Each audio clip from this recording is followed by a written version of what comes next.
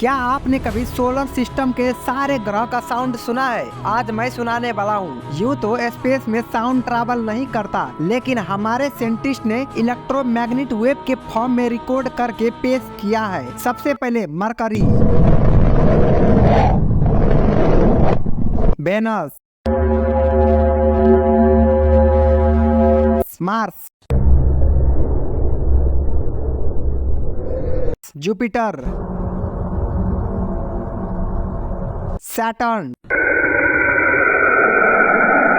Uranus, Neptune, हमारा Earth. ऐसा नहीं है चुरा लो। आपको कौन सा साउंड सुन के मजा लगा? कमेंट करना।